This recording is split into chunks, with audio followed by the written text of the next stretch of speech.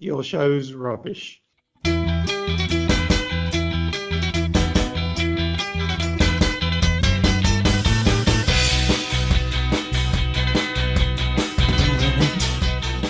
She does sound quite stoned, actually. I know. Yeah, she does. Yeah, dominatrix sort of. Dominatrix. Sort of woman I'm looking for. Yeah. Keep me in. Gary's trying to find exactly who this person was. I like the lady who does Mind the Gap on the tube as well. Just track her down. And then the Scottish widow. I feel like you could probably, I know they keep it very secret. Like there's the woman who does Siri. She's very, like they keep it very secret. Like you're not allowed to say who. Oh. So Gary, it might take you some time to find the person. I'm willing to put that work in and to go to a lot of ladies' doors. You see me, yeah. Excuse me, do you do Siri? Well, you probably heard anyway. We're joined by a very special guest, the third person who is going to be helping us to review episode 3, season 3, and this is the Trout Spinner Show to say at this point. I'm Miles. Yes. We've got Gary here, and we've got Daniel Sharman. We are honoured to have Daniel Sharman. Hello. Now, some of your credits just to go through. You've been in Teen Wolf, the originals, Fear the Walking Dead, and Cursed. That's quite a scary kind of resume. Dan, he doesn't know any TV, so those are TV shows that he's. I don't either. They sound great. It's quite all right, Gary. Yes, they're all quite scary. I mean, I've talked about this before. It's not because I love a certain genre or a thing. It's just because those are the jobs that I can get. Certainly not a particular penchant I have for the supernatural, but it has just kind of worked out that way. So, but they're all, they've all been part of being a working actor, I guess. Well, you're clearly very successful, and I'd say the most famous person that we know that is into an XFM obsessed. Because you are, you're an XFM obsessive, Daniel. You're also pretty well known. So so all those things that you've been in, I haven't seen. I haven't watched anything since about 1997, Father Ted's final episode. So, but no, we know you've got a huge Twitter following. You're very successful. So thanks so much for doing this. We really appreciate it because you didn't need to take your time out. And you're. I don't want to give too much away, but you're filming somewhere at the moment in the world. Yeah. So thank you, guys. I've said it to you before, but I'm really looking forward to this, and it's a big part of my life. This, so it's great chat to other people for whom it's also been a big part of their life. So absolutely. I know we sort of spoke about it a bit before, but are you able to tell listeners how you got into the shows, how you discovered them? Because I believe there was a USB involved as well. Mm-hmm. Well, I started listening to them when I was a really bad art student at school, and I used to just put the XFM. We had Saturday school, so we used to go in. So I'd listen to the XFM shows live, like when I was doing my GCSE, my art GCSE, and then my A-levels or whatever. And I just I loved it, and I kind of knew of the show. It was on. I remember it being on, and then obviously through The Office, when The Office came out, and then suddenly, I just thought, I think it is the most genius piece of art ever made. I really believe that. I will argue with anybody about the fact that you couldn't make that now for so many reasons. The things that had to go right. I mean, I've obviously, having been an actor and watched things come together, I'm still baffled by how they made something as purely genius as that. I totally agree with you. It's fantastic. From casting to writing to acting, everything's perfect, isn't it? Everything. I don't, I think it is a piece of art. And I don't know if there's ever been a show that could it even because whether it's The Wire or whatever, there are these great shows, but there's some clunky, weird stuff in that. I just think it's staggered by how good, if from like you say, the casting to the direction to the thing, and the characters, the whole thing. It's just so I fell in love with it, and then I watched Ricky's Animals, and then I kind of remember getting into the old shows and going back. I told you guys this before, but I had when I moved to America, the shows had started kind of becoming available And I know iTunes did the like XFM shows, but I had a USB with every single episode from like, you know, from the like weird recordings. I don't know if you've heard those, the ones with like Ricky's mum who calls. Yeah. Series 0. Those, the zeros, and like I had all of those in it, and I it was my most treasured possession, because it was like I took that and I'd listen to it to sleep, and I would listen to them on planes or whatever, and I just fucking crack up laughing, because I just think they're equally as genius, you know. They never were as funny again, you know, and that's like also pretty sad, but it's like. Also, I was going to say this to you lads, and I'm sure you think that like this as well, whereas some of the stuff that gets said in it is all used in Ricky's stand-up, and he steals all of it from either Steve's observations or, you know, Karl's start, you know, so it's like weird to see that there's no acknowledgement of those that time in their life, because it's like, I think it's informed most of their comedy, and they're still kind of, you know, using it to a degree, and so I find it weird that it doesn't get more from them, at least, doesn't give a reference. I think they're quite worried about some of the content and material, like getting out there in these sort of times, especially Ricky. And so kind of, Ricky's probably too big to be cancelable, and he's literally said that as well. But he's kind of, I don't think he wants to acknowledge. He probably doesn't remember specifically all the things he said there, but he knows there was some stuff that is naughty. And Steve too. Karl probably doesn't care as much, so I think that's part of it. But absolutely, it's probably. I mean, even in the episode we review today, and they're right on the line there, like they're, you know. There is. You couldn't get away with it now. Over the line, yeah. I love though that you obviously using those shows and having the. I'm a big fan of old tech, so I love a USB or a LimeWire download, and I love just all that stuff. I've got such nostalgia for that. But also, as a gig and actor, obviously you're like, I'm guessing you're jetting off like in loads of different exotic locations and different places. So to have those shows that kind of a little slice of home, and it's just such a comforting, familiar place to occupy, and as you said, you know, brilliant to go to sleep to. It's so weird, you know, because you obviously like see some of the comments on some of the YouTube things. There's so many people fall asleep to it, and I find it funny because it's not your immediate. You wouldn't immediately think of that as a especially with Ricky's laugh. It's not immediately calm, and yet like for so many people there is this kind of like real comfort to it. And I've had some really fucking strange dreams, waking up halfway through to like Karl in the Planet of the Apes thing, because it's like really aggressive, and it's like, you know, you're like not sure if you're awake. So it's not that it wouldn't be your go-to, like thinking that this is, but so many people listen to it and go to sleep to it. It's like an ironic thing, really, because even the loud bits are kind of, they're calming. So when you hear Ricky's laugh come in, and usually it's like, if you weren't interested in the shows, that would wake you up. You'd be like, oh, it'd jolt you up. But to us, it's kind of like calms us down. It's kind of, it's got that calming influence, ironically, because it's such a chaotic show.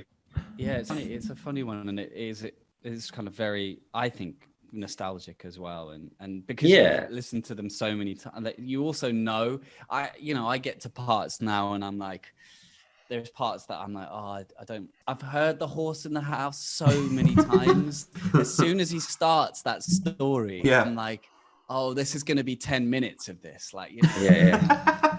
It's kind of like you want a little bit of surprise, you know. Some of them you forget. But isn't it funny to know something that well? Like, I remember like when I was really young, I could tell like from number 0 to 151 of Pokemon, but I was like crap at times tables. And now it's like I know these shows inside and out, and yet I can't remember like simple things to do with my job, or like I can't remember a recipe, or just crap like that day to day. The most basic, it's like the most useless piece of knowledge, but I like, you know, I think you guys said it in one of your things, which is like, if you were to do on what is that show? A Mastermind, it would be like, that is your specialty subject, and so useless. This would be. I bet Mars's would be Pokemon. Okay. 151 Mew. I know that. I just like the researchers going, can Horse in the House, Gays in toilets. What is? Yeah. And we're writing. How much are we getting paid for this? How much to write these crappy questions? So you found the shows, and like we all found the shows in sort of different ways, but quite similar as well. Like I can certainly, I just want to take your have your permission to call you up anytime I'm arguing with someone about how good The Office is, and sort of say, well, this is Daniel Sharman. I'm going to get him on the line and speak to you, because that's exactly how I feel about it. But, see, that's what he says, but he's really looking in to break LA. That's what he's looking for. Any low grade comedy about bread in freezers and stuff. You love that, don't you? Anyway, well, let's move on from that. But yeah, series 3, episode 3. It's series 3, the beginning of series 3, the first few. I don't know if you find this, Daniel. I find it a treat in a way, because in my head, the last few, it's obviously series 2 goes on for so long that series 3 is like a clean break, even though the shows don't feel like a clean break, and it still hasn't hit that period where they're not as good. Like series 4 starts to fall into that, and it's a bit more planned, and it's a bit more, but series 3 hasn't hit that, whereas it's like a nice clean break and it's got some good moments. But series 3, episode 3 is the one that we're reviewing today. Yeah. Any initial thoughts, Daniel, on series 3 in general, or to this episode? Yeah, I think you're right. Like eventually, I think they get meaner. I think Ricky and Steve get really like. I mean, the thing that I realized, like listening to season 3 again, is like Ricky is genuinely pissed off that Karl's got Monday. He won't let it go. He's like. Still How many weeks that is going on, and Karl just like, you guys will know this better than mine. There is one episode before he goes to Hastings or whatever where and I can't listen to that one. I can't listen to that one, and I can't listen to the one where they've censored something that's not going out. The swearing one. That's I can't listen to that because I just find Ricky so unpleasant. I find it kind of difficult. So I like the ones where they're a bit kind of nicer to Karl, number one, and also I don't feel like they're just trying to jump on something he says, which they, eventually in some of the specials and the guides too, it just becomes like, how can we get Karl to say something and then us to like jump on it? And I find that really irritating, because he's funny without having to like set him up. He's actually really smart, funny, and very kind of like, you do find yourself kind of going, oh, I'll leave it out. Like I've thought that, especially when they're trying to explain like quantum physics or something. So you just shut up, Ricky, and shut up. It's so hard to understand, and like talking about either. Exactly. Especially Steve at those points, like kind of, he's like the little bully hiding behind. I know he's big, but hiding behind the bigger bully, going very tall, kind of backing him up, but behind him, kind of, and he doesn't. And Karl at one point says to him during those discussions, "You don't get it. All right, you're a bit quiet over there, Steve." And it's like he actually doesn't get it. Most people wouldn't, to be fair. Yeah, there is a kind of he's a bit Gareth in the pub, pub quiz. You can throw a shoe over a pub, that he gets a bit over his own skis, and so the beginning of season 3, I like it. I don't mind the beginning. I think they're a little less hard on Karl. And that's nice, I like the kind of the beginning of it. Yeah, and there's just a lot, it's either gay fellas, very offensive. So offensive. It's really like it is, but it's good. I think it's still funny to me. I mean, I still laugh. There's a few laugh out moments in this one, and also in this episode, I'm sure we'll go through it. But you do get the feeling that like Steve is. There are a few moments in this season where Steve genuinely is hurt by Ricky. Yes, absolutely. Quite right as well. I would be hurt, in that situation. It's horrible. I get so sad. Obviously, he doesn't get invited to Ricky's birthday, and he's being shunned to the side because of this friendship with Jonathan Ross, which he was probably quite. I mean, I've read it in a few comedians' autobiographies and stuff. Like, he was the person to know. He was like the aspirational breaking into industry. You would want to be his mate. And the fact that they're so close. But then when they said, when he gets to the end and Ricky says, listen, Steve, me and you are going to be friends or whatever. And it's like, Yeah, it's so offensive. My heart just breaks at that moment because I know how that story's played out. You automatically think like you'll have your long-term collaborators or your creative partners or whoever it is that you'll remain friends forever. Steve, is a very like he's quite an obtuse person, right? He's quite difficult. I mean, and he's very funny, and he knows that. You know, he talks about it a lot about him in not being affable or in that same way. But there's clearly underneath it, he has got something that he feels like, oh, I just want to kind of be loved in this way, and like his friendship with Taika Waititi, who he's worked with now, like I've seen them together, and it's a bit similar in that he's very intellectual, Steve. So he's trying. He knows what works, but he also knows his own kind of fallibility, I think, which makes it quite hard to kind of hear it when he's genuinely hurt. And I think Karl nails him in ways that it really hurts him. It really hurts.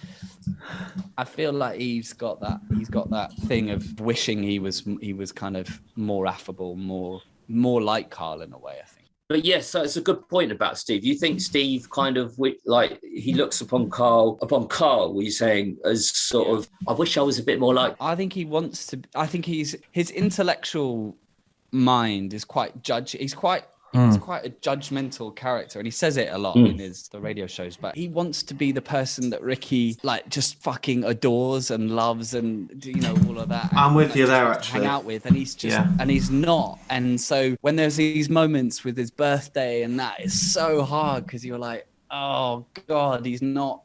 He's aware of his own problems, his own lack of kind of whatever authenticity. Do you figure that still to this day? Because I think Steve has had real serious independent success on his own, and Steve kind of probably measures his life on how successful he is. We'll do to an extent with his work. He's done what's that film, Miles? You like Fighting with My Family. He's done that. He's got a show coming out. Do you feel he still feels that about Ricky, or less so now? I've always thought this about those two is like ultimately they balance each other out to make I agree. Really good work. I don't know if you saw Hello Ladies. It's all very kind of meanness that sometimes Steve has a little bit of, like he has that little like kind of almost nihilistic kind of thing, and I feel like Ricky balances it because his charisma and his thing, and so when they're together they kind of make something that works. There's a balance to it, but whereas both of them individually, I just don't think they ever really achieve anything. They kind of their flaws become really obvious. With Ricky, it's like unbelievable. Some of the shite. It's unbelievable, but he can carry some of it because he's such a good performer, and he's also, I think, got such an incredible kind of ability to make things real. But if you read it on the page, you'd be like, "What are you doing?" And I think that's where I think they'll all go off and do very successful things, but I don't think that they'll ever have that balance again. Do you feel like there's some listeners of our show who say that they would like there to be a reunion? They can't wait, there should be some sort of reunion. But to be honest, that's about just the last thing I'd ever want. I don't think I'd even listen to it, loving the show so much, because it would ruin it, and it wouldn't work now when they've had their individual careers as they've had.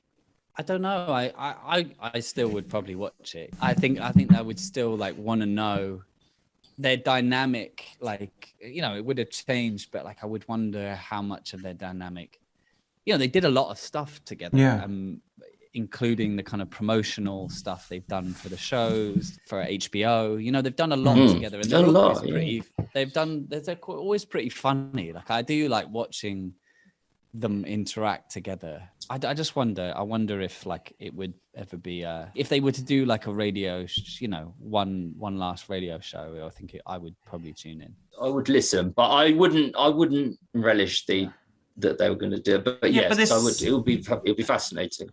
Yeah, but it's nice that they've all had such different careers now, and to revisit that, you know, after these 20 years, and, you know, I'd also quite like to know, like, for instance, what Karl made of Brexit or lockdown or COVID. Like, there's so much interesting material that you wouldn't even need to revisit all of the old stuff, though I'm sure it would come back. But they're so much more mature.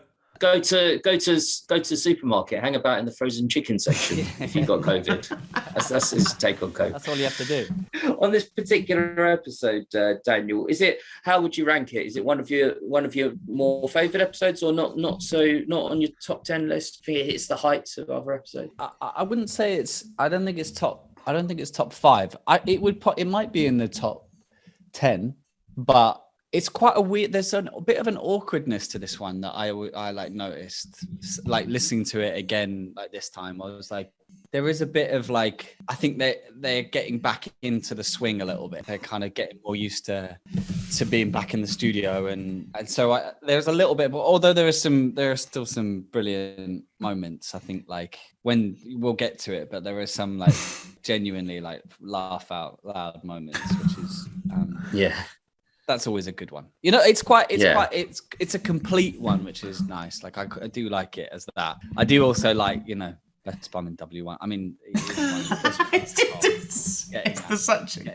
such a great leaflet as well. Yeah, and just the way Karl describes it, you know, it's just arse out, and like, you know, like it's just you could just see that Karl's like constantly wrestling with like what on earth is going on. Like, you know. But do you think I think it's okay to be like that? Like if you're, because he says at the end, you know, Karl's an ignorant person. He's like naive. They kind of jump into defending and say, wow, great homophobic material, guys. It's like, I agree, it wasn't homophobic. Yeah, they're defending themselves. It could easily come across as that, obviously, so you can understand that person's criticism. But you're allowed to be fascinated by a different culture or like sexuality or something, aren't you? Totally. And it's good to ask questions. I don't think it's like, when that person calls in, I think they do get a bit scared. You know, there is a little bit of a like, shit, like, but I think if you lose that ability to be inquisitive and also to be ignorant in some way, and also to us and to be funny, I do think you risk it becoming too serious. And there's nothing in life that's really that serious. Yeah, it can't be you know, there can't be some inquiry over like how it's, and like Karl, you know, he's never, I don't think he's ever malicious, and I don't think any of them are really malicious. There's things around the previous episode there you're like, oh, that is the trans stuff outside but also the you know, are you sick? Oh yeah, he's sick. Oh, you know, God. And it's like, whoa. But like, you know, that's kind of you know, there's comedy on the line. Like that is kind of like where you kind of like to exposes your own kind of sense of, I guess, like your own prejudice in some way, because you have this reaction that's like, you know, and I think that's kind of the point of the comedy. I've certainly never found it too offensive, maybe because I just kind of believe that nothing should be off the table in some respect when it comes to kind of laughing and joking. I feel like you get like less sensitive to things the more you listen to it. I'm so desensitized to everything, apart from my obvious privilege as being a white sort of straight man. Like I can't relate myself to being offensive by anything like that, but I'm so sort of zoned out by it now. And I think what I like about these shows is they're so light-hearted and fun, and I do feel like we've kind of lost that in a way with like modern, I don't know, there's some great podcasts obviously out there and brilliant people doing brilliant work, but there is a reason they're so successful, these shows, like, albeit to the people that really like them. Yeah, I do think context matters. This show, like, it is designed, like, I think it is like watching somebody just like wrestling with like a different time period, like a totally different era. Like Karl's from a different, and it's like watching this person like, and it's there's something like human about that, and I've always thought the context of it is always pretty good, and can kind of get through some of the controversy. I don't think they're ever doing it to like hurt anyone. So yeah, I think I totally agree. I think that if you hadn't got series 1 and the beginnings of series 2, then these sort of shows by series 3, if you heard them just on their own, isolated, people you didn't know, just out of context, now I think, yeah, they could be offensive, but within the context that they've built up and the kind of goodwill that they've built up, Karl, and the kind of understanding of Karl, and it's not, Ricky says at some points, it's not hate, there's no hate, and it's true. If there was, you could do what Karl does with hate, it could be hateful, but it's just not with Karl, and that makes a difference. And you have to know about the previous shows to kind of, you have to buy into it, their whole concept of Karl, and then it becomes less, and even what Steve and Ricky do just themselves becomes less offensive in a way, because it's kind of like, well, you're attached to Karl, and you've got that protection. I still find some of it offensive, but no, I love the shows. I even when I find it offensive, I kind of can live in that dual space where I'm offended, but it's actually really funny, so it kind of that outweighs the offense. I think the other thing that I think about this show as particularly is like, Karl is genuinely like he is like a diamond. He's literally like a super, like to have written The Office, right? To have the good fortune to have like all those ducks in a row, to have written The Office, and then to find Karl Pilkington in a so lucky radio studio. So people come across that, you get luck like that. Some people get one thing and it's like incredible, and they kind of ride those coattails for a little while. But like, Ricky has got an astounding ability to make incredible things happen, and like The Office is one of them, and Karl's another one. Because if Karl was in any way offensive or difficult in any way, the show wouldn't be it. He's an alien of an extraordinary like naivety, but he's also like such heart, and he's got like all of these incredible characteristics that mean he's like one of the most perfect fall guys you could ever come across. And to find him and develop him into a kind of stalwart of the show, I think is another one of those, like, it's a piece of luck, but also genius, because that, like, I don't think he's genuinely a special person. And to think, like, if Ricky wasn't there, there's no way that Karl would be doing anything other than kind of pretty, in to this day, technical. To this day. And like, that's crazy, because Karl is a really special person, like and it is actually quite, I think, a fucking amazing actor. But more than that, it's an incredible human being. And I feel like they really kind of, they're really lucky that his views are totally ignorant, and they're not fused with any, particular racism. I don't think, other than his own ignorance. It's like, it's pretty amazing that they found this guy who's naive enough to be that, but also, funny enough, but also like got enough heart to like carry the show. Yeah. And Ricky really uses him well. I think that's a lot to Ricky's credit, because Karl, we know, sat in on other shows like Zoe Ball, and he would kind of pop up on other shows. I haven't heard it, but he talks about it. And none of them ever would have cultivated what Ricky cultivated. And obviously it comes from Karl, but Ricky did a lot of that. Ricky kind of really deserves credit for that, I think, so for sort of creating it into something so special, because otherwise it would just be hidden. Karl is special in and of himself. He deserves credit, but Ricky does, and to some extent Steve as well, but possibly less. I think you're right. Like, I think Ricky's ability to, because he is totally authentic, Ricky, like, whether sometimes it can be too much, but like, he brings out in Karl the genius, I agree. That is something that is incredible. The alchemy of those two is very funny, and it's also heartwarming, and there's genuine love there. You can always picture, whenever he talks about him going to the pub with Karl, and like he says, things happen around Karl, but I think it's like things happen around those two, because Ricky's the battler, he's the kind of the showman of it, and Karl's the kind of fall guy, but they're just a perfect match. It really makes me laugh, like, as you were saying before, Steve's kind of looking, like always getting a look in, saying like, why aren't you? You know, I'm still here, all right.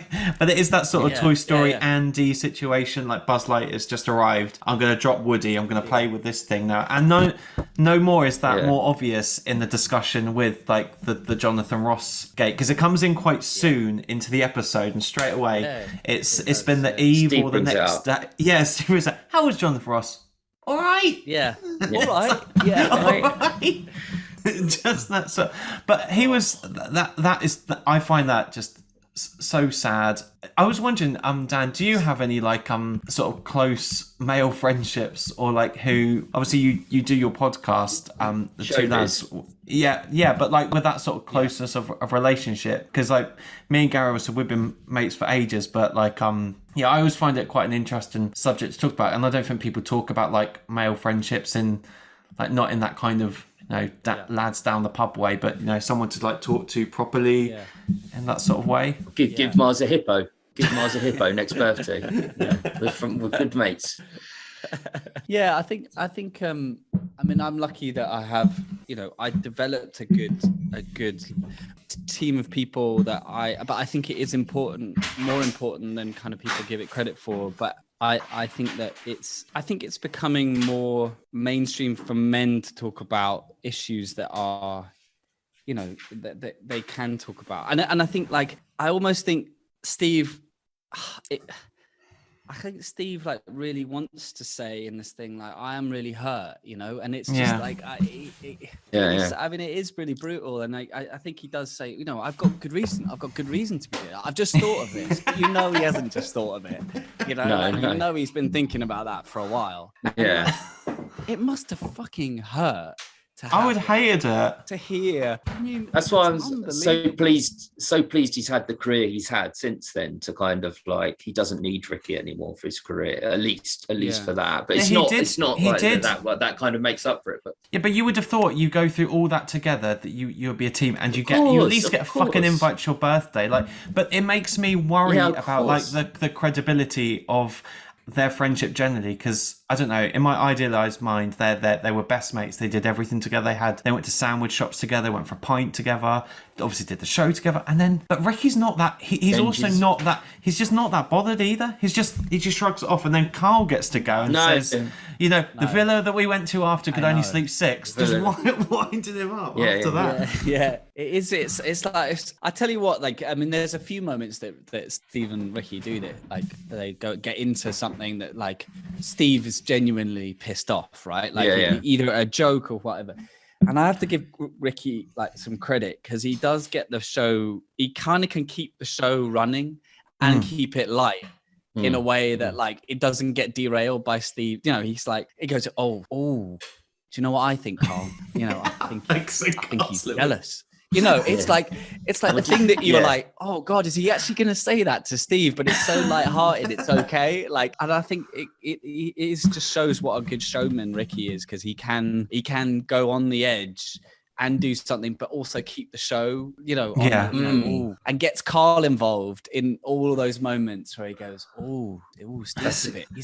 That's a good point, actually. That's a good. He kind of, it's like the Cold War. They don't attack each other directly. They do it like via proxy. So Ricky does it by proxy of getting like Karl to kind of just winding Karl up enough, so giving him then he lets him loose on Steve instead of actually directly. Yeah, there's that one where I can't remember the episode, but like where Ricky basically like Steve goes silent and he goes, he makes me nervous when he's silent. Oh yeah, that's really the eyes. Yeah, he makes me nervous, but and he's just like, but he manages to keep it on the road. And I think Steve is genuinely like, he gets body blowed, so he can't keep it on the road. But then Karl can kind of, I don't know.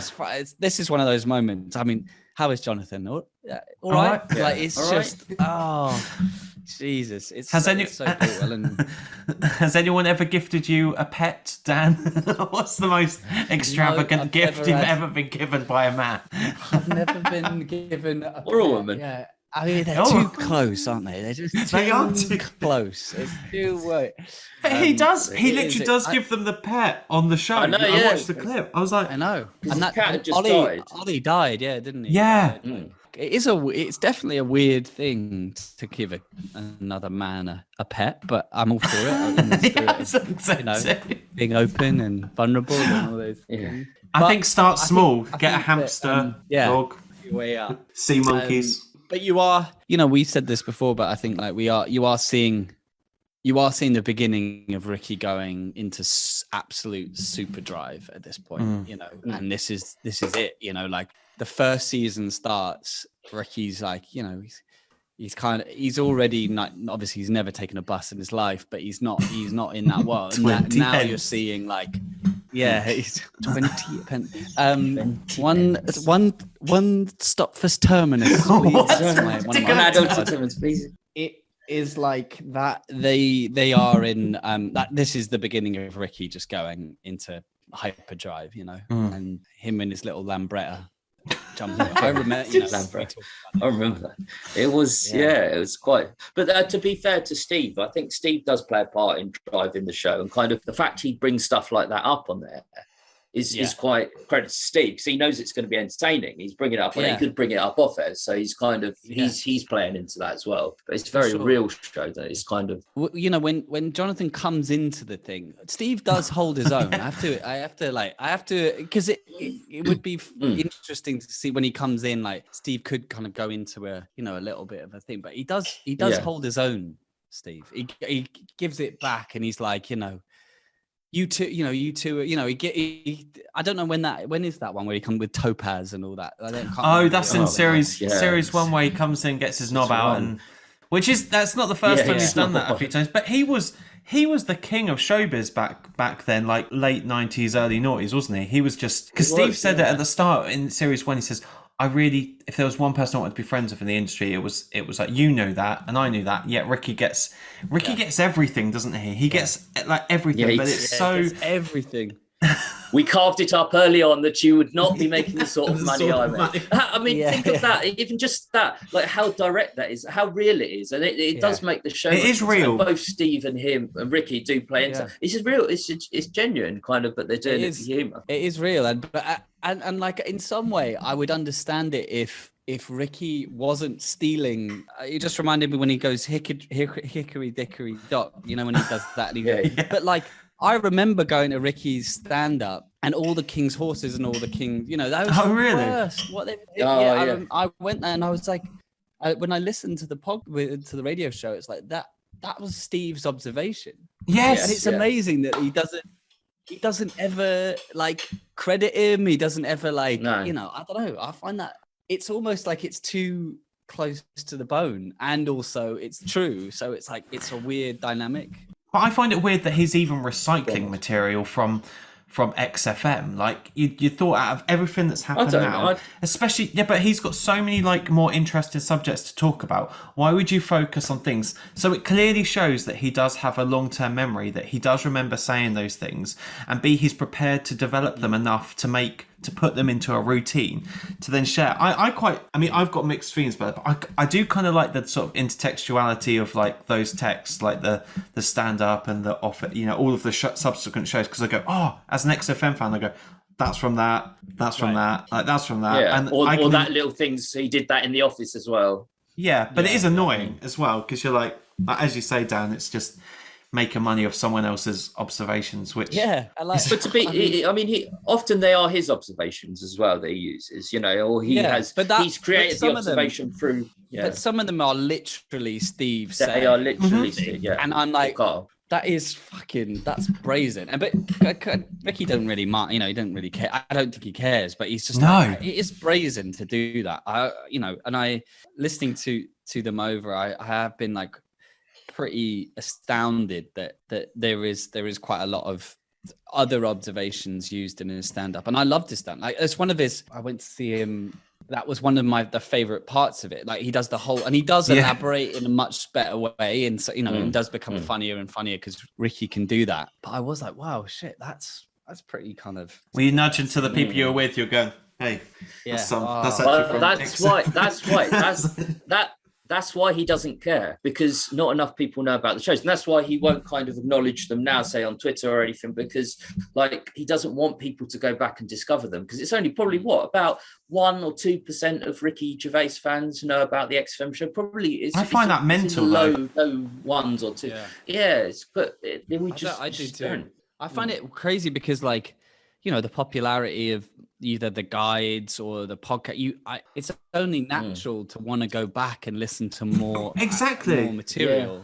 I don't understand why you would stop there and go, oh, there's nothing more to this. I don't know. There's no more that I can know about this. My dad loves Karl. He loves Ricky. He loves The Office. He loves everything. He loves the animated shows.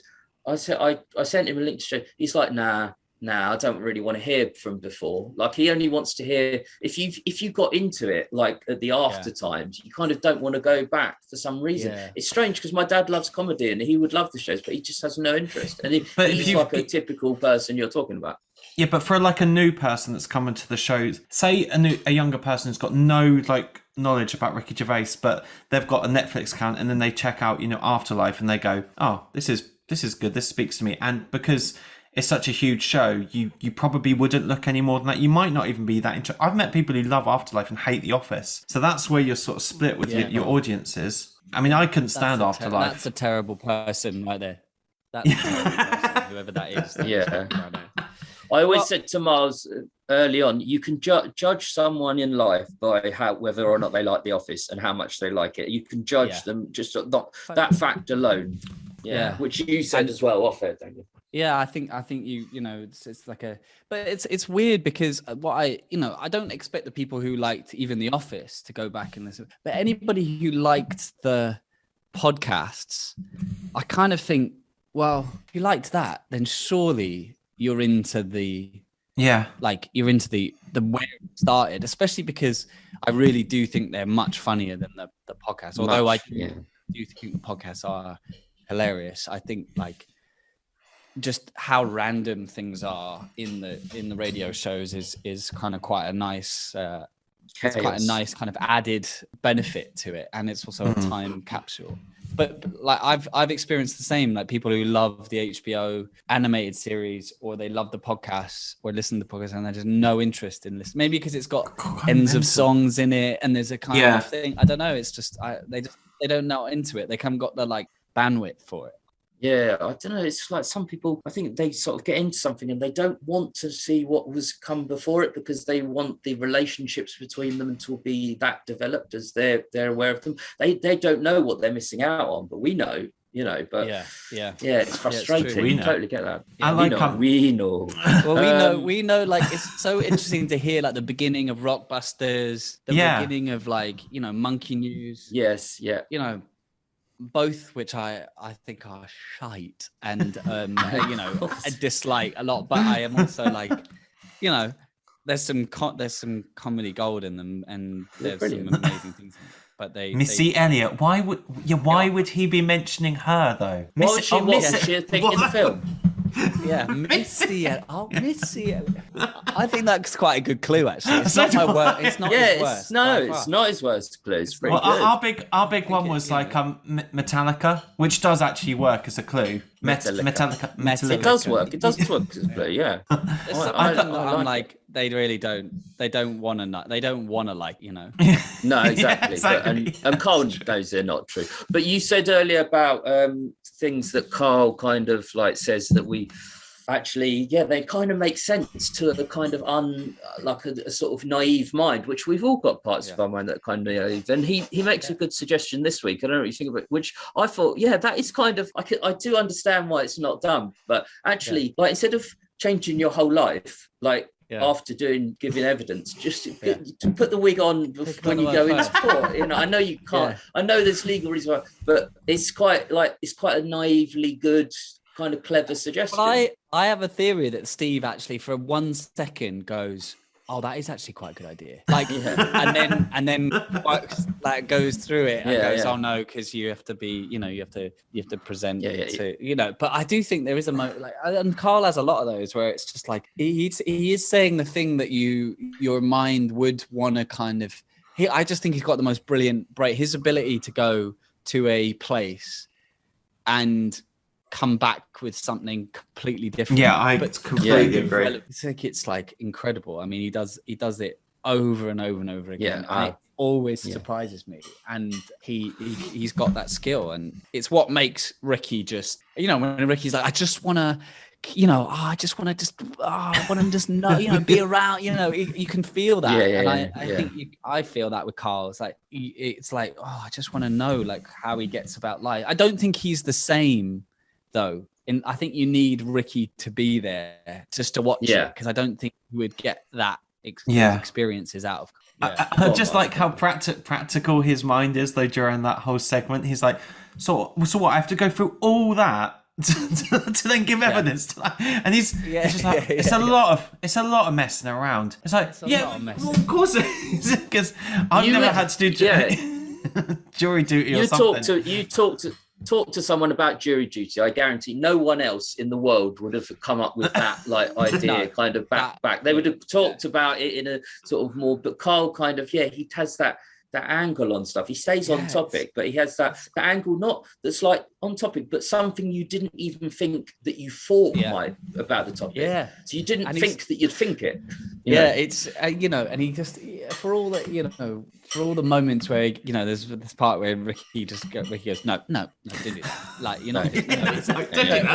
it's got maybe extra, maybe extra. He's just got this ability to do that. I also think you've said this on your show. I think he's a genuinely good producer, because his timing of records, playing records, is incredible. It's like, it's like that show gets 10 times funnier when there's a person just pressing that button at the right time, and he can do it. And he knows when to. It's a great point. It's a point you don't it doesn't smack you in the face, but when you start to think about it, those records that he puts on at the best time, just the right. He doesn't say he's putting it on. Sometimes he'll say he's putting it on, sometimes he doesn't. But where there's been a punchline, and he has to assess in his head, was that punchline or not? And he does immediately and puts it on just the right level. Phil Collins next. Such a good point. Yeah, exactly. That's the one I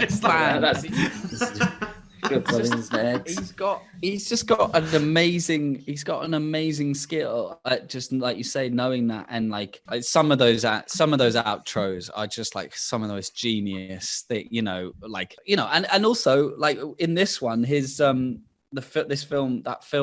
One Flew Over the Cuckoo's Nest. He does. He's like, he's putting on so much work to this.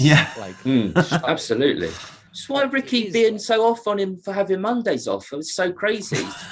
Last week he did Kes. Kes is the most genius. That's like the zenith for me. That could be the best moment of the whole show, like the whole run of the whole show. And one of the greatest things about that also is that the cans, his radio is listening to Ricky laughing at because like.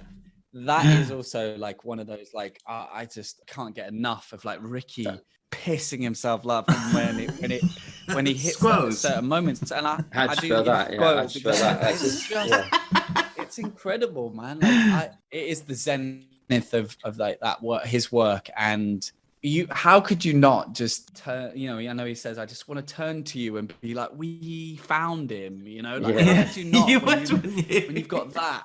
And that's a radio show, and that's going out live. And you must be like, this is mental. Like, this guy, this is incredible. When they're writing The Office, it's like 6 months to write an episode or something like that. And you're probably more familiar with that being in the industry, but it takes a long time to write one episode or something. But he just turns up and it's effortless. He's created something maybe not quite on the level of The Office, but it's very close in terms of quality and entertainment. And nothing goes into it whatsoever. And that's kind of important. But I like how Karl keeps his modesty the whole time through all of this run of shows.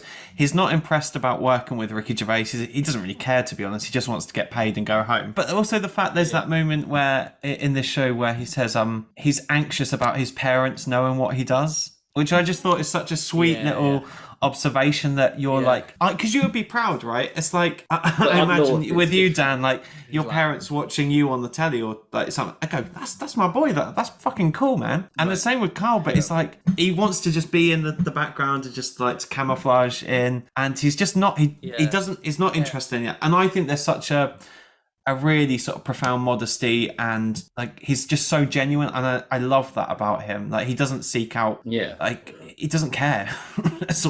I think, and you wouldn't get that otherwise, because if he cared too much, you wouldn't like it. But it was cool to listen to his mate, you know, and them playing golf or whatever, because you do feel like those two there is such a specialness about him, and that guy genuinely seemed like a special guy as well, you know, like he's got like people, and those stories, you know. I think, you know, it's in this episode as well where he goes, you know, when everyone's in the same one, he goes, what Manchester schools, you know, like it is like, what world did Karl live in? You know, like it is crazy shit that Karl talks about. We're all in the same one. No, and like, we're all in the same one. It's like, what were you doing? You still have the laws of the land, Karl. Like, what are you talking about? I was going to defend him on that point, actually, because actually where I grew up, and I don't know if this says about where I grew up, there was a school, I didn't go to it, but there was a school that you go to when you're an infant. No, Abbott Langley, actually. But you go to it, we go to it as an infant, and you stay there like literally until something like 14, and then you go to a different, like, so it can work like that, actually, but it's not to burst the bubble, because that's probably made it less funny now, but no, it can exist. It is. I get. It's just like, it's just, you know, it was a strange upbringing that Karl had in terms of like, but it's also crazy because Karl's only what, like 28, 29, 20, 30. I think he's 30 by this point. Yeah, and it's like, you know, I'm 35 and I'm like, I, you know, remember a lot of my but Karl's like literally talking about the 1850s in some way. Like he's memory of this stuff are so wild, but they're only like 15 years ago, you know, which is not long ago. Well, you said earlier, it's like a time traveler coming back from a sort of jumping forwards to a different time, sort of the wonderment, you know, that they're surrounded by. That's a very good way of putting it. And Steve's what, like, I always can't get over how young Steve is at this point as well. It's just scary because they're so much older now, like, and in my head, like, I think we said it on the show, like, I know all of those characters at that age in that little time sphere, and I can't look at, like, Ricky's 60 now, and he was 37 then, and I go, God, this is about mental. 39. But I don't know about you, Daniel. I don't know when exactly you found them, but because when I first listened, they were older. Like 28 to me sounded not old, but like older than I am now. It's not a gradual process. It's just something you reflect back on one day. Now I'm 37. We're all about the same age, and it's like, God, they're 29 to nothing. 29 is so young. There's other pieces of like films or things that I've been interested in that, when I see people, and maybe I'm a child and they're in their 20s, it seems so old. Now, when I look back on them, they seem really young. And this is another example of that. It's not unique to this show, but it's interesting. Yeah, it makes me think, like, I mean, when Steve mentions working in the World Service, he must have been a kid, you know, like, and such a young, you know, and like how those two came together and started writing like the best piece of art, in my opinion, like before the age of 30 is like an incredible feat. It's like the knowledge and the wisdom of The Office, I think, is like spectacular. And like how they did that, he helped that at 26 or 25 or whatever it was. Maybe 20, it's just like wild. It's crazy, but even like all those unwritten bits, like the pauses and like that reflection time that you have, because they're like all written, and aside from all the hilarious character comedy and the dialogue and everything, you're just like, that was all written and it was perfect. And the pace of it's perfect. Tim and Dawn, you know, the love story, they don't overdo it, they don't underdo it, they pitch it just right. The love interest, you know, it's impeccable. Like, you know, I've watched it so many times, and like I still am like waiting for something to see something that's like, oh right, yeah, I didn't see that before. That's where that is. Yeah. And like, and I think it is. It's pitched perfectly. Everything about it is perfect. And I mean, to be fair, like even the Christmas specials, I think are genius pieces of filmmaking as well. It's like how he went from that to making. The Office film is like I hate that. It's like, but it's almost like it's not the same human. You can't have created that and then go, okay, I'm gonna totally. You take Steve out, and that's kind of what you're left with, probably. It's kind of like you take Steve, and the thing is, I don't begrudge him doing work without Steve, but it's the arrogance of thinking he could do an Office thing without Steve. Like that's just it's so. And it was. I actually think so that bang out of order. Yeah, it is. It's hard, but that was the catalyst, to the afterlife. I think because he uses the same. He does work with the same people, and that's not a bad thing either. It's just a symptom of what he does. But all those bits to camera, and they're going, I can really see what they're talking about. David Brent going, I can see what it's like. He's a child. He just wants to be liked, and it's like we know what he's like. We watched him. Yeah. You don't need to tell me what to like. It's the equivalent of having like really emotional, Sakura music over a sad bit. So don't tell me how to feel as a viewer, because I think people are more intelligent than that. Yeah, and Ricky's got good taste. Like that's what he's not an idiot. Like he's got really good taste. It doesn't make sense to me that he can turn in this like saccharine stuff and also like. He's a really smart, very nuanced person. And it doesn't make sense to me that he would go back into the Office and do it without Steve and then just decimate everything that was funny about it. It just doesn't make it. It's like almost like it's kind of another person. It's really weird. Yeah, it's not pleasant. I think Ricky's got into the massification of his work. So he never did before with The Office. That's not like a piece produced for a mass audience. But now he tailors his work to be easily understood by a large amount of people, and kind of that's kind of how I sort of. But he doesn't, in this, like I think he's at one point he mentions the horse is a camel by design. It's like he's literally ended up being that. He's just he's making stuff that is like, I don't know, it's not confronting in any way, and I get it because he's got he's trying to put heart in stuff, and he's like really about putting things that, and I liked Cemetery Junction. I liked the movie. I thought that was kind of fine. I thought it was, I think I didn't think it was as bad as the other things recently that he's done. So he did a movie for Netflix that was like a Special Correspondence. That was dreadful. Yeah. I was like, oh God, this is embarrassing. I know that Ted Sarandos loves Ricky and will allow him to do anything. Yeah.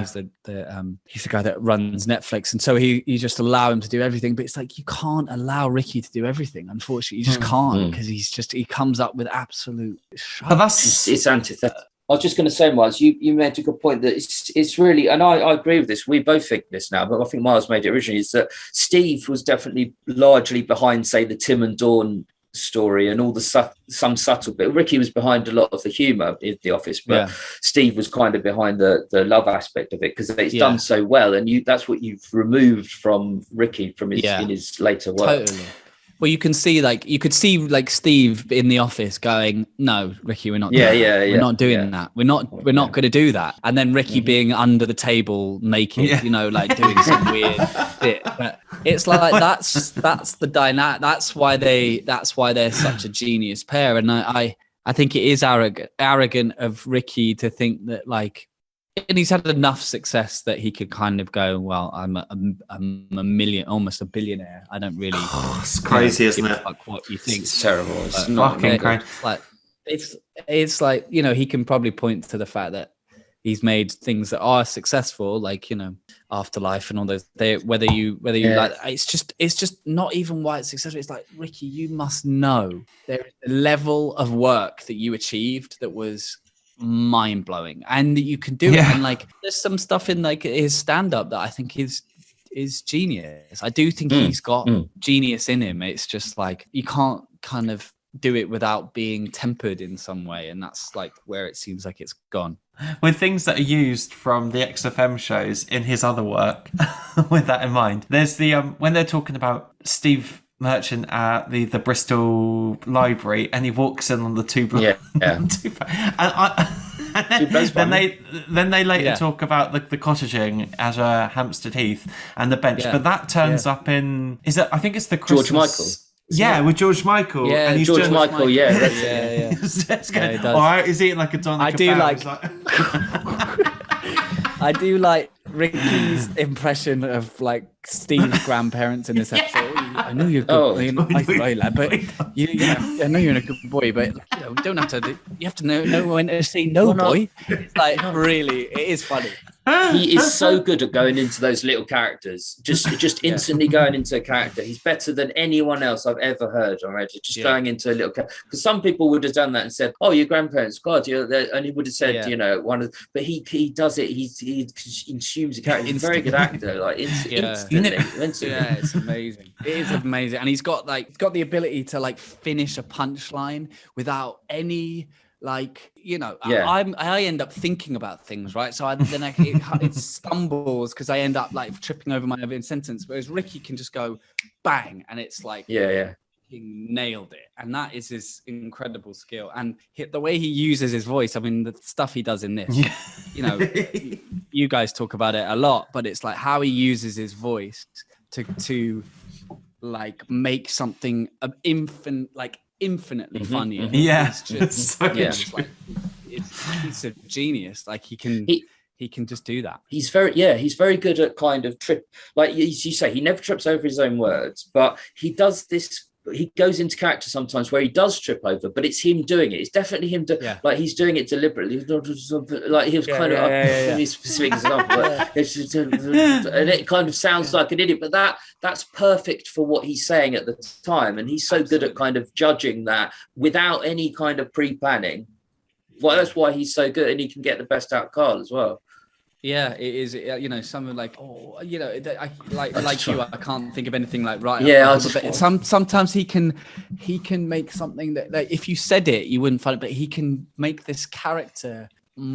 Everything about it is so nuanced and perfect, and it just comes out like that, and it's like, wow, that is that is fucking. And it's so quotable, like. I think some of my favourite shows, this show that I definitely use in my day-to-day life, and I think even my office has started doing it, is "No one wants that, baby." Yeah, just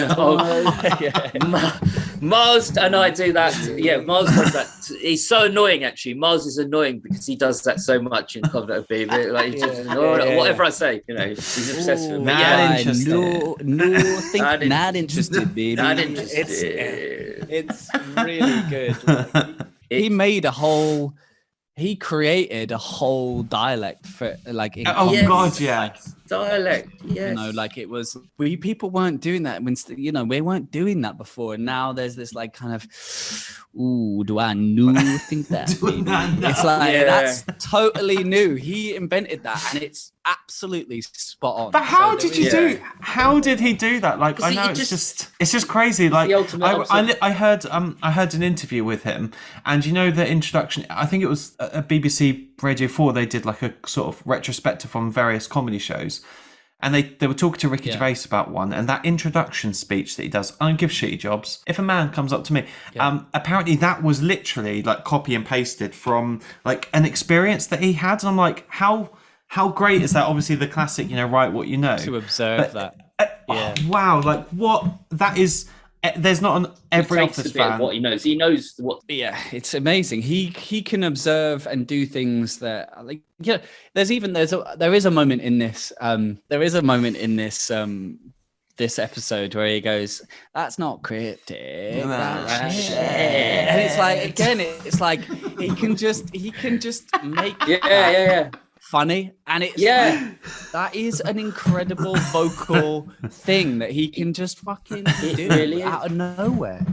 it is really it's a new dialect. It's a different dialect. You're right. It's kind of, I hadn't thought of it like that, but he just the way he could go into character, like Steve does it sometimes, and it will always be if Steve's doing it as well at the same time. Steve is not nowhere near as funny. Now Steve's a funny guy. We'd all say Steve's a funny guy, but he just can't. He does it in a normal way that's roughly a bit funny, but no, I have quite a high bar. We all have, but Ricky always can do it in a way that I've never heard anyone else do it. Probably Johnny Vaughan's got the closest. The Johnny Vaughan is the closest I know, but in a different way. But it's incredible. Really. And Ricky's story, therefore, like Ricky's stories are always 10 times funnier when they're said by him. Like I've talked about Ricky's stories, like either at the pub or his thing, like, and they're never as funny. With Karl's like very underneath thing, it's like perfect because they can work together. I love the one where he's telling the story about, and he says it a couple of times in series 2. Is that, and he does it in the stand-up actually. Is the HB sauce bottle with the condoms already attached? Oh, yeah. But it's like little things like the way he says bottle. It's like. Bottle, a little bit posh, but it's got a sort of slang to it. Like it is. Well, it's very little preparation. Slightly believable. It was slightly believable. If it wasn't kind of not already attached. It's just like how he. I don't know how he does it. Probably just safe ways. I even find I even find the supermarket funny. Like it's a safe way. Safe way, yeah. But I will say this. I think that telling an anecdote, like just for the pure anecdote about the previous experience in their life, a real anecdote, I think Steve is the best. Steve can really tell an anecdote that happened to him in the past. Like Ricky's good about it, creating this whole, brilliant surroundings for some story. But Steve tells a good story about himself specifically. And I always think Ricky's quite good at laughing at Steve in the right, like he's quite a good hype man for Steve's stories. Like, even when he's telling the story about him outside the club offering, he does like he gets involved. He laughs. Yeah, exactly. It's like it's fucking. They are, they do work because Ricky does he does enter into something, and he's always willing to go with you. He doesn't like dismiss it out of hand, which is like also kind of makes the stories so much, because some of those stories are not that fascinating, but the way those two can kind of interact to make it interesting is kind of, because like Steve tells a story in this, right, where he's on the tube or whatever, and he's like, and this woman goes, she goes, that is your friend, if they've either given you a kidney or they're not. It's not actually a funny thing, but they like are really good at like making those stories more interesting by just hyping each other. Absolutely. They do that one in story specifically about childhood, specifically about something childhood or in the past. I think Steve is a very good storyteller, like from building it up and then just getting into the right moment when it's right. I just find there's something about Steve's storytelling. He's nowhere near as funny. He can't jump into character like Face, but he's a very good storyteller in his own right. I think it's at the end of series 4 where Steve's DJing and he's annoyed because the little girl's like on the microphone screaming and stuff. Yeah. And it's so nice because there's a real affection there for Steve from Ricky. And as you said, I think Karl. And I just love Karl that he knows him so well that would piss Steve off. And Steve's genuinely I like that. Yeah. You could see him just fuming, like really fuming and like just. I have one question. Right. The question about this episode is there's that moment where he goes, after the caller says about the homophobic material, right? They say the presenters that complaint. I'm not even going to say what it is, Oh yes, yes. Who are you looking at? I don't know. What is that from? That's from who are? It's this girl. Who do you think who are you looking at? Yeah, it's a girl because she's like she has to say who do you think you're looking at in life. So so she's got a big. I think it's that girl. Is it? It's when he says light bulb selector. It's the right. They got a complaint, did they? She wrote an article down. I'll send it to you after. She's got a bigger head than you, or she's got a bigger head than you, certainly. Or she's bigger than you. She's a bigger person than you, certainly head-wise. So they're all having a go. That is too much. But it's funny that got a complaint even back then.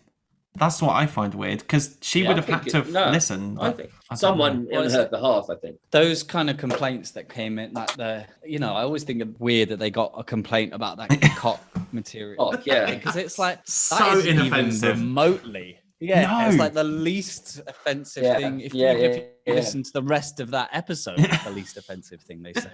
So it's mind-blowing to me that got upheld by the commission and whatever. And like, it's such a small station as well. Come on.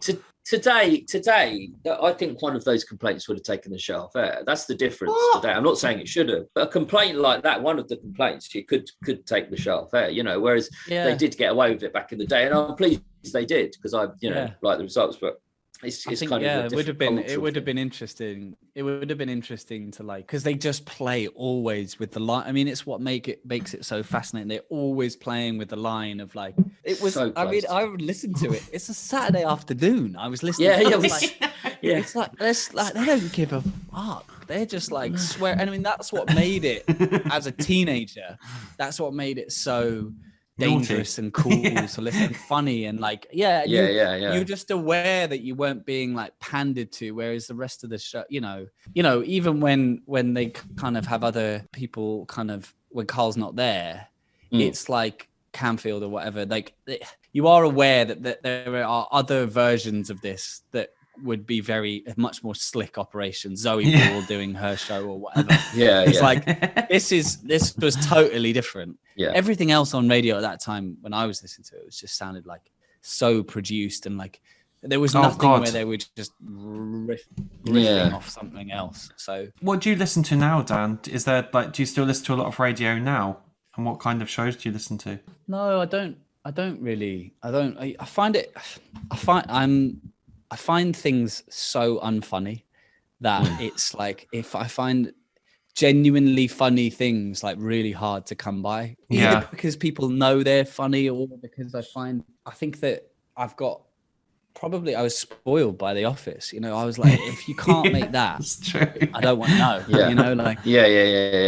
It does fuck with my head a bit especially I never really listened to radio other than that show. I wasn't a big kind of radio fan. It was just that show was so special that I was kind of really into it. But I don't really listen to anything. I mean, I listen to a lot of podcasts and things like that, but nothing in the comedy space. I do think it's it is quite hard to find people who are making stuff that is funny. That's a good point. I think we've all been spoiled by the XFM shows and The Office. It's very hard to find that, because I've got a high bar of what I find funny, and it's not. A lot of things. That's are good. a horrible thing to have. Close to that bar, but they don't come over it.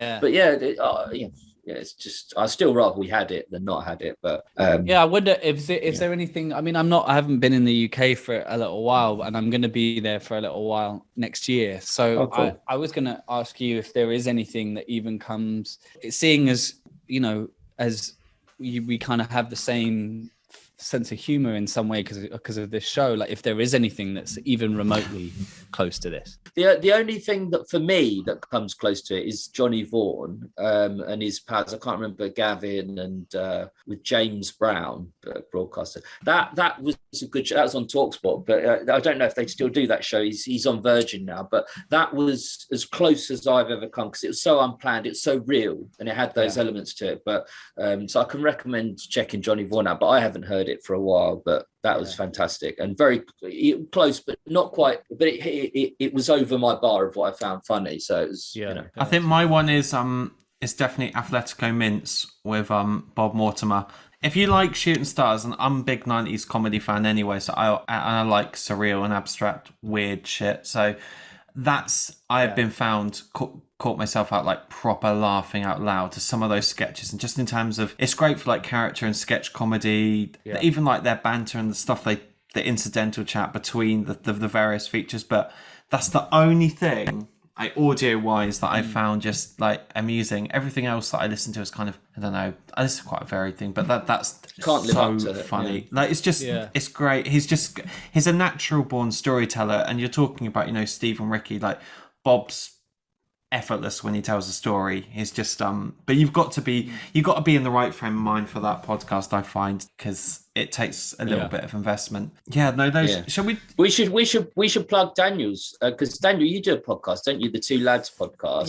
It's not really funny. It's kind of emotional. It's more about kind of I guess we talked about it a little bit before, but like it's talking about big subjects in a way, and I think I was kind of influenced a lot by how those guys did something, which is like, when you're being pandered to, or when people are, you got to go for things honestly. And I think so me and a friend of mine who's from Leeds, who's my Karl Pilkington, I guess, like drag, is that we've had a really deep friendship for a long time. He's my best mate, and we talk about subjects that are really, really hard, like for men, like sex and emotions or love and jealousy, or all these cheating, on your partner or whatever it is, and doing it in a way that feels like it isn't somehow telling you what to do, but is genuinely a place where you can come and be like, all right, yeah, I feel it's nice to have like people talking about that isn't with a particular view to kind of either being pious about it. It is just being a lot more honest about it. So that's kind of something that I'm like very interested in exploring, especially seeing as, with my own journey with depression and addiction and mental health problems and stuff. And so that was just something I was like, look, I know that for men to do this, it's fucking hard. And also they require like some authenticity and also some vulnerability in order to get to those topics. So we just talk about that, and it's, I guess it's done in a way that's hopefully a little bit more accessible to people. But it's interesting to talk about like mental health and like depression and those really difficult subject. Do you think like the conversation has like opened out? I do, and I don't. I think like, it's very easy. I've seen like I grew up in London, and I'm a big football fan. I've been an Arsenal fan my whole life, and I see a lot of the stuff around like,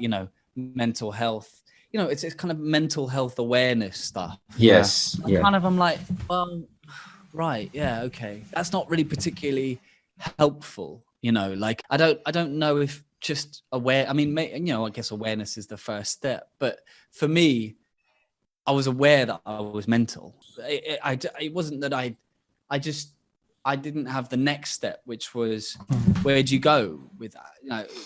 And what does it actually look like to deal with that? So I think there's a next step here. It's good that it's kind of getting the recognition, but then there's also like, as a man, I think there's some practical things that are pretty hard nowadays, and some with good reason. I think some with our role in society is changing, and some of that is rightly so. But there is a trade-off for that, and in that trade-off, you need spaces and you need a place to kind of a little bit like Karl. You need to have a space to be a bit confused and also be a bit naive, and also and not feel like you have to now adhere to something that's totally new and have it all dialed straight away. That's I don't think that's kind of entirely helpful. So that's, I think my goal is to kind of help especially men in that kind of environment, and help with people feeling a little less alone, I think, in that respect. Not just, oh yeah, I've got a problem, but like, what do I do then? Where do I go? And like, what's the next thing then? And part of that is being taught to with respect and with understanding for all of it, in all of the messiness. And sometimes I think that's the thing that I really have a problem with, is you can't come at people and go, oh, that's crazy that you think that horrible thing. You don't think that, and you're like, oh, okay, well then what am I, what, and it kind of, and then you get a fracturing of society, which has happened in America really quickly, which is it comes to two camps, and you don't reach people by telling them that they're inherently wrong. You only alienate them, and they kind of create their own thing. So that's kind of my take on it. It's really, really interesting, actually. And it's only through podcasts like yours that it will change the conversation. Sort of, I guess that's going to help towards that. I think so. You got to start with just like showing people what it looks like. You know, like I wasn't able to have a friendship like with all the depth and vulnerability if I hadn't had it modeled in some way and like gone through a process.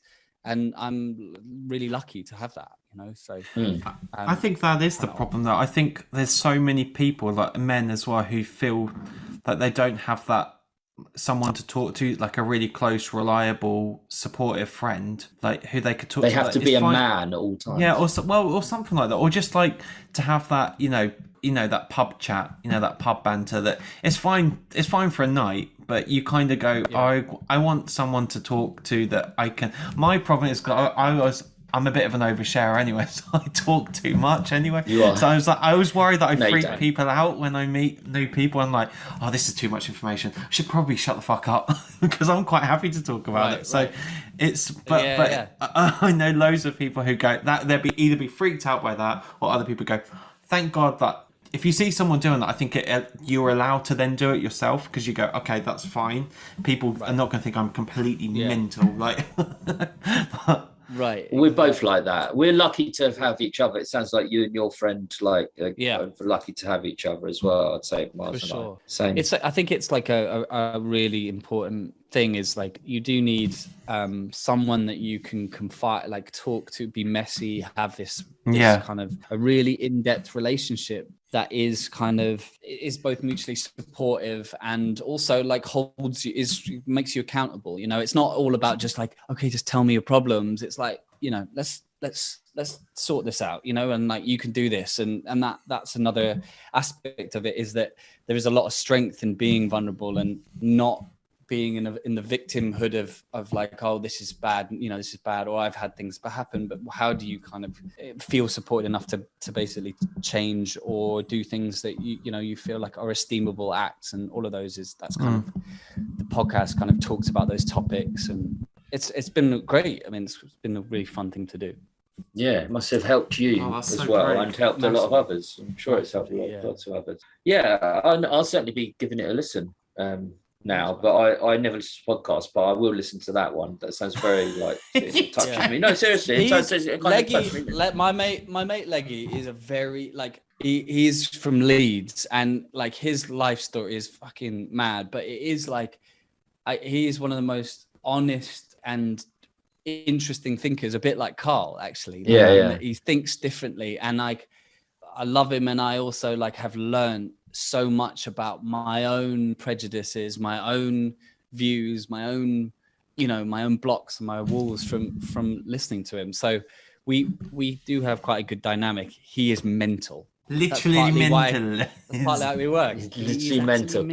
He's a bit older, isn't he? I wouldn't like to say that I was front of it, but I think he's like 5 years older. Yeah. 5. Oh, okay. So that's very similar to Mark. Closer to I'm not saying the other elements, but the age difference. Yeah, it is. No, that's fascinating and very, very good work, and very needed in society, I think, today. In general, more discussions about that, and it'll only happen through discussions happening on podcasts like yours.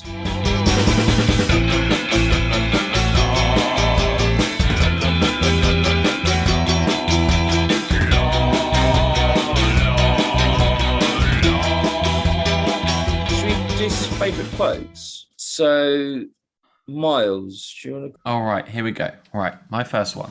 I suppose I like Kez and the Elephant Man. Do you? Yeah, it's a good one.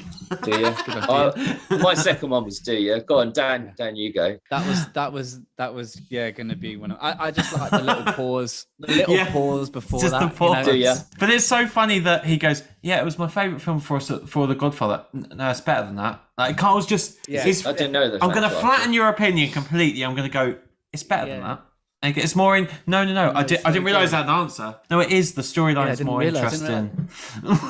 No one talks about films in that way. It's always an opinion. It's so good. And he goes, where was it called? Fifth, is it? Oh, right, okay. Like, it's just it's in so my favourite films. Yeah. Carl can just barrage through stuff in a way. That's so funny. That's what I love. Oh yeah, He does it in this a lot. In this episode, a lot. He can just barrel through, and he just doesn't listen to anything anyone's saying. Actually, that's a really good point. Some of the funniest stuff, or what makes Karl so funny, is where he doesn't reply. He'll make no direct reference to what Ricky's just said, and he'll carry on.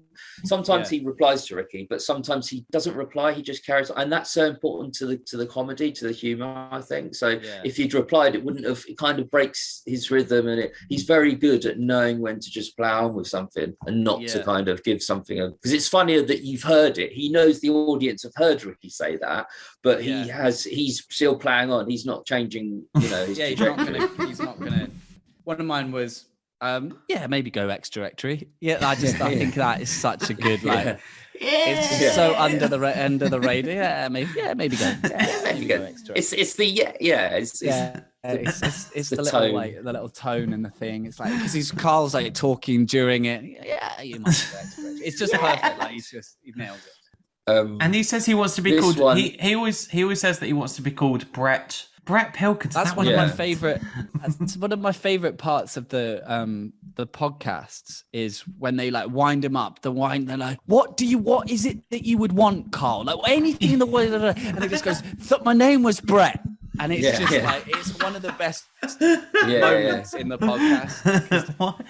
Why Brett as well? So surprising. It's such a weird thing that Karl had. I love my favourite artist because it's kind of just from I don't know what it reminded me is where he's talking about the jellyfish, and I think it's Ricky starts talking about ways of Karl can describe it. He's like, "Are you fucking you fucking 8-legged, you fucking little boys of cunt, you fucking." And I don't like this in you, but he's like, "You fucking." And Steve goes, "Are you still talking to the octopus?" Because it's like, as in, are you talking to Karl? That's it just reminded me of that.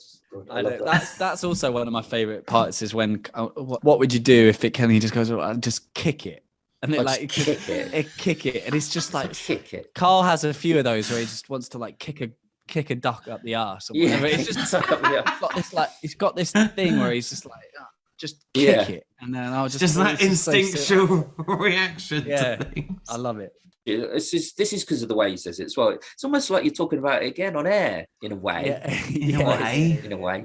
Like God, that is such an officism, isn't it? Yeah, that's it. Yeah, in a way. You forget that the Suzanne thing is like really like he really. But that shows that what a good relationship they've got, how solid they are, him and his girlfriend. That he knows he can say that on air. And I don't know if I said that to my girlfriend. I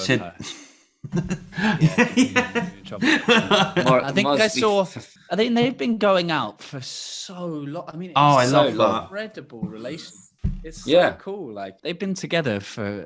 I mean, he says it in the thing where he goes, "How long have you been together?" Years, and it's just like, and now that is what like his whole life. That was years before. Yeah, it's like 2/3 of his life. I find it weird that like he's just someone that I wouldn't. You know, when you picture someone in a relationship, I don't know if you're the same as me, but I look at people and I go, "Can't imagine you in a relationship. Can't imagine you in a relationship. Can't imagine." And Karl's one of those people. Can say me.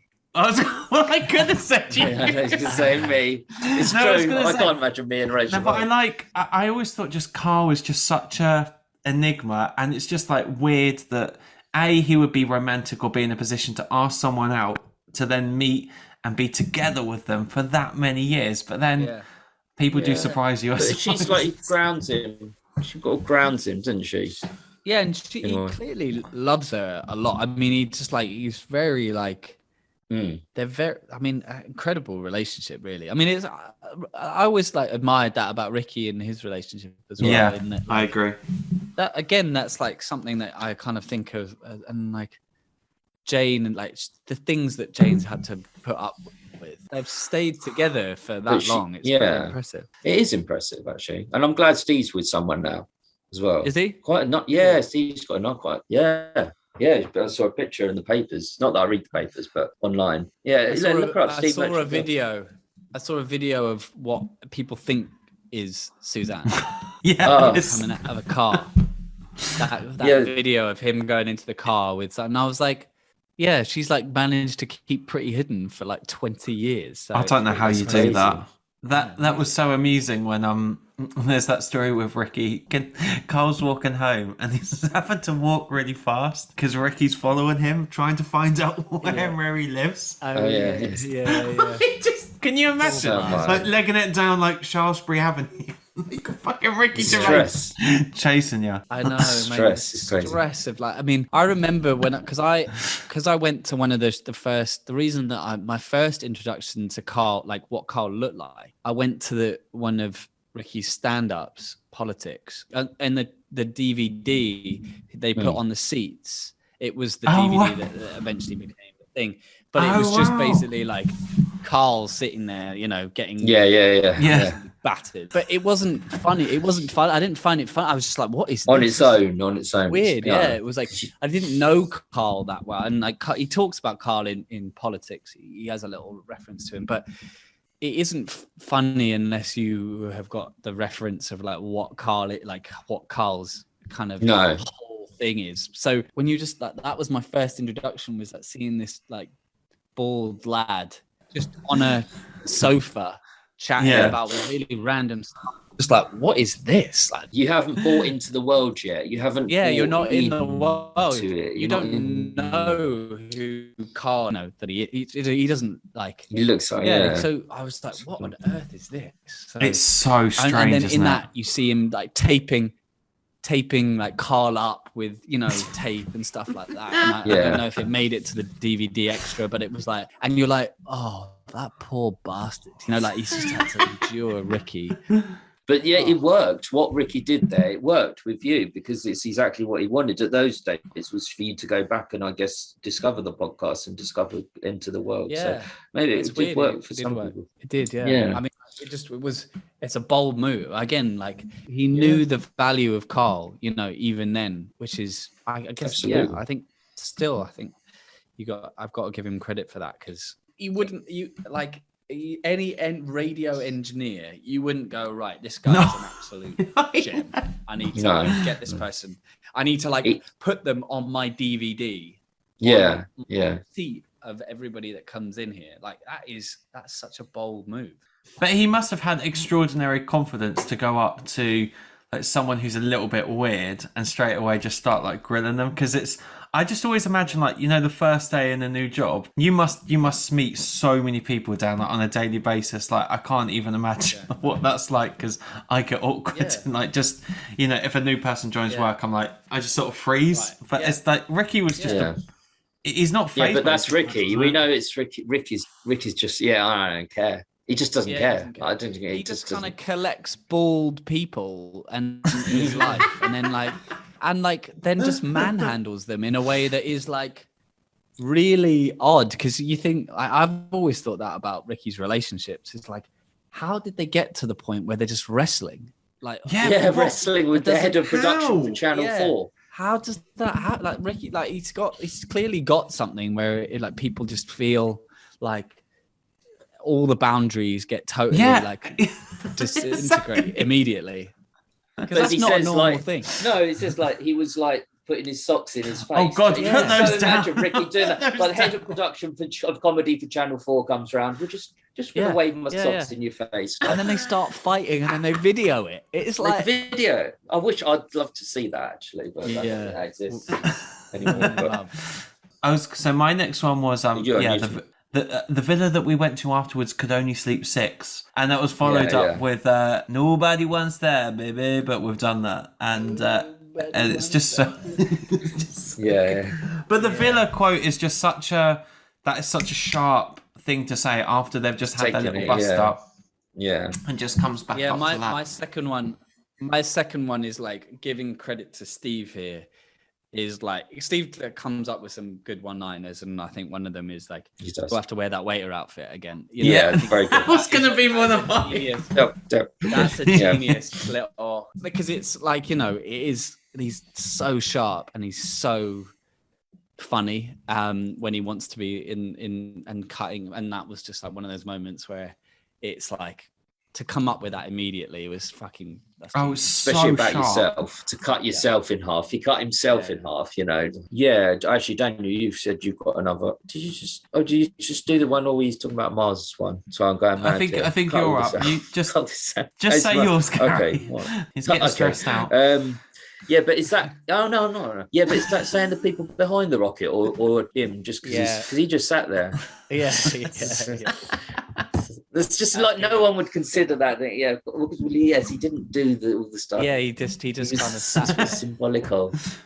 You know, when they do the top 100 icons, right? And I do like it when he goes, I wonder where I'll be, you know, I wonder I'll be next year. But I do think in some way, like, they didn't realize they'd still be in the top 100. I still think this was like still there.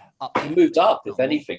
I find it weird that it like shot up the cultural radar like that quick. I don't think there is a show like that. Like the only thing I can think of is like Fleabag or I May Destroy You. I think those are like hugely. They're not significant.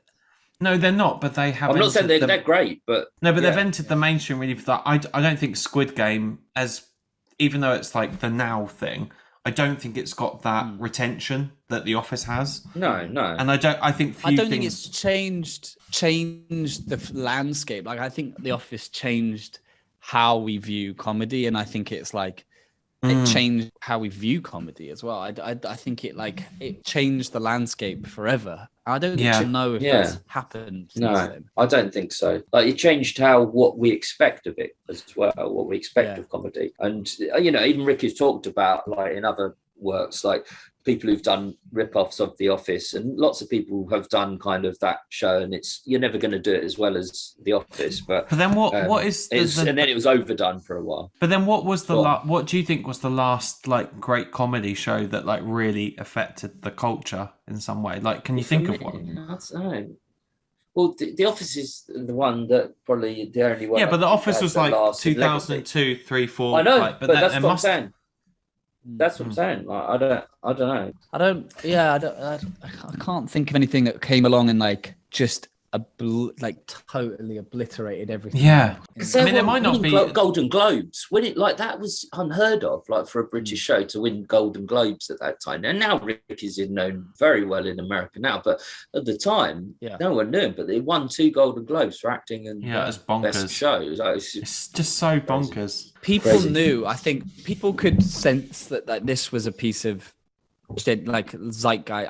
It's funny because like comedy or even entertainment in general has become such a diverse mix of platforms as well as other things. Like The Office was the last also of pre-social media. You got like a water cooler moment, all that stuff. I mean, I remember it coming out and people talking about it, and people, you know, in a way that I think you can largely now watch things, you know, and there aren't so many. I mean, Squid Game is an example of like millions of people watching the same thing, but I think it was pre-social media, your own interests being served, and that's why it was so culturally significant. I wonder if it came out now, whether it would find its little niche. It wouldn't change the world in the way it did. I think it would do very well, but I don't think it would become as culturally significant. I totally think you're right. Also, the other thing is like people watching stuff at the same time, like whilst it's on, like rather than at different times. Everyone watches Squid Games, but all at different times. Yeah. That's quite significant. Have you watched The Office? No, I'm going to try. I'm going to try it out. Squid Game. I thought you said Squid Game. No, I haven't watched Squid Games. No, but I know it. I know of it because I see it on Twitter. I don't understand.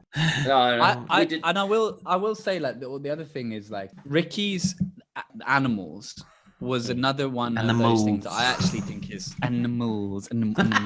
I think he smashed that, absolutely smashed, because it like launched him in his own individual thing as well, and it came out just after The Office. It was just like there was a moment where he went hyper fucking sphere, and it was because it's crazy. I think that he really, Animals was a totally different way of doing stand-up. The Noah stuff is very good.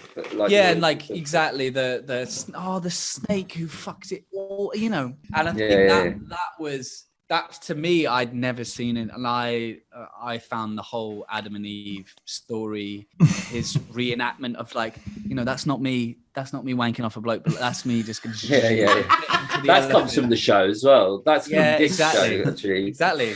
And he goes but I just love that Ricky gets this amazing thing of just reenacting the elephant, and he kind of goes, gets to the elephant, he goes, well, what are you doing? And the elephant's just like that, and it was like, I remember being like, that is fucking brilliant, and I hadn't laughed that much. So there was like a 1-2 punch with Ricky in that kind of early 2000s where it just like he demonstrated that like he was doing something entirely different, and that was why I think it just went into the stratosphere at that point.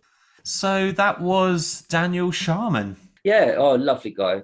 Amazing. I really, really enjoyed that conversation. That was just such a varied, different thing to what we normally do, to review a show with a third party and with someone that's clearly got such an extensive knowledge of the shows, passionate as he definitely did. He wasn't. You could tell someone who fakes it, like who says, "Oh yeah, I'm interested in the show," and then they know about Horses in the House. They might know that, but they don't know anything, the intricacies of the stuff. But he knew so much. He knew everything.